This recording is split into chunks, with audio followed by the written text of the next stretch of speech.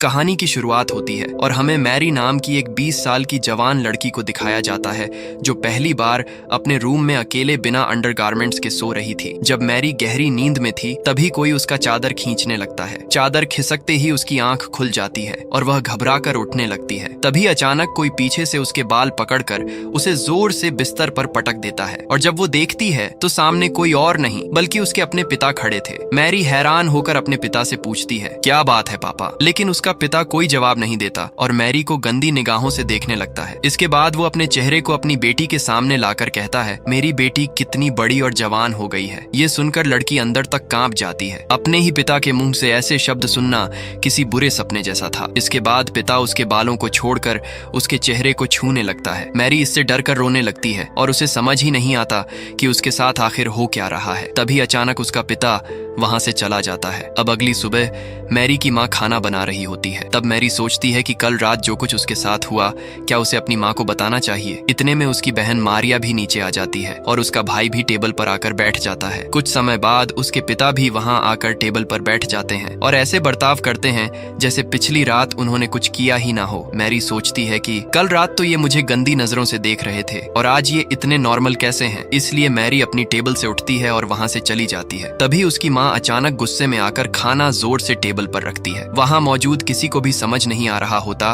कि आखिर घर में चल क्या रहा है। उसकी माँ बहुत ही अजीब तरीके से खाना खाने लगती है जैसे कई दिनों से उसने कुछ खाया ही ना हो। अपनी माँ को ऐसी हरकत करते देख उसके बच्चे डरने लगते हैं और उसका बेटा भी खाना उगल देता है और कहता है खाने में बहुत नमक है। लेकिन उसकी माँ उसी खाने को उठाकर पागलों की तरह खाने लगती है। वो अपना खाया हुआ खाना अपने बेटे को भी खाने के लिए देती है लेकिन बेटा नहीं खाना चाहता। वो अपने पिता की तरफ देखता है। उसके पिता कहते हैं, अगर तुम नहीं खाना चाहते तो मत खाओ। ये बात सुनकर माँ अपने हस्बैंड को गुस्से भरी निगाहों से देखती है। इसके बाद खाना टेबल पर फेंक देती है और प्लेट भी नीचे फेंक देती है। इससे बच्चे बहुत डर जाते हैं और माँ उन पर चिल्लाने लगती है। माँ अपने बेटे से कहती है, जो मैं बनाती हूँ उसे चुपचाप खा लिया करो। वो इतनी जोर से चिल्लाती है कि उसका बेटा डर के मारे रोने लगता है। उन्हें समझ ही नहीं आ रहा था कि ये सब क्या हो रहा है। दरअसल जब से ये लोग नए घर में शिफ्ट हुए हैं उनके साथ ऐसी ही अजीब चीजें हो रही हैं। उनके पड़ोसी कभी उनके आंगन में अजीब से स्टैचू लगा देते हैं तो सुबह कोई उनके घर के सामने मरा हुआ जानवर लटका देता है और पिता हर रात अपनी बेटी के साथ गंदी और अश्लील हरकतें करता है। माँ सुबह सुबह अजीब जानवरों की तरह खाना खाती है। लेकिन ये सब तो बस अभी शुरुआत थी। मैरी बाथरूम में गर्म पानी से नहा रही थी तभी उसके पास कोई आकर खड़ा हो जाता है। जब वो शीशे को साफ करती है तो डर जाती है। उसकी जुड़वां बहन मारिया उसे डरा देती है लेकिन जल्द पता चलता है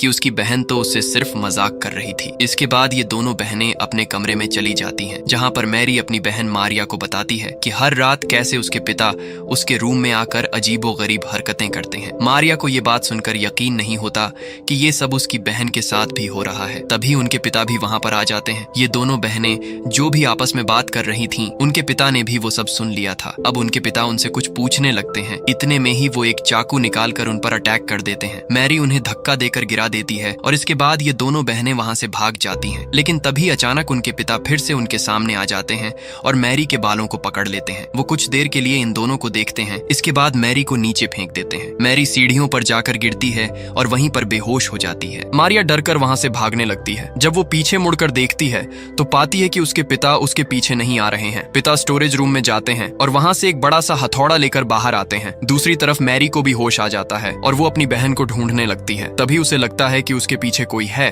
और जब वो पीछे मुड़कर देखती है तो पाती है कि उसके पिता हथौड़ा लेकर उसके पीछे खड़े हैं। वो हथौड़ा लेकर मैरी पर हमला करने ही वाले होते हैं कि तभी वो जोर से चिल्लाती है जिससे पिता रुक जाते हैं। मारिया एक बेल्ट से अपने पिता के चेहरे पर जोर से मारती है लेकिन उसके पिता को कुछ भी नहीं होता। इसके बाद वो उस पर भी हथौड़े से हमला करते हैं लेकिन वो नीचे झुक जाती है और हथौड़ा दरवाजे पर लग जाता है। तभी नीचे से एक जानी पहचानी सी आवाज आती है। वो आवाज किसी और की नहीं बल्कि उनके पिता की ही थी जो ऊपर आ रहे थे। पिता की आवाज सुनकर ये आदमी हथौड़े को नीचे फेंककर दूसरे रूम में चला जाता है। तभी पिता ऊपर आते हैं जो काफी डरे हुए थे। वो अपनी बेटियों को देखते हैं जो उनसे डरकर पीछे हट रही थीं। पिता का पैर हथौड़े पर आता है और वो दीवार पर हुआ बड़ा सा छेद भी देखते हैं। पिता अपनी बेटियों से कहते हैं, क्या तुम दोनों यहाँ पर लड़ाई कर रही थीं? लेकिन वो दोनों कोई जवाब नहीं देती। तभी उनका भाई अपने कमरे से निकलकर यहाँ पर आता है। मैरी और उसकी बहन उसे वहाँ से भागने के लिए कहती हैं, पर तभी एक औरत उस हथौड़े को उठा लेती है जो उनकी माँ थी। उनके डैड मुड़कर अपनी वाइफ को देखते हैं जो उनके पास आती है और अचानक उन पर हमला करने लगती है। पिता उसे रोकने की कोशिश करते हैं, लेकिन वो उन्हें धक्का मारकर गिरा देती है। यहाँ पर माँ बहुत ही इविल सी स्माइल करती है और टूटे हुए कांच पर पैर रखकर अपने रूम में चली जाती है। तभी नीचे से फिर से एक औरत की आवाज आती है, जो कोई और नहीं बल्कि इनकी असली माँ थी। वो ऊपर आती है और सबसे पूछती है कि यहाँ क्या हो रहा है, लेकिन सब उससे डरने लगते हैं। पिता डरते हुए रूम का दरवाजा खोलते हैं, लेकिन रूम में कोई नहीं होता। पिता फर्श पर पड़े हथौड़े को देखते हैं। फिर वो अपनी बेटी के पास जाती है और पूछती है क्या हुआ, लेकिन मैरी और उसकी बहन अपनी माँ से डर रही थी, इसलिए वो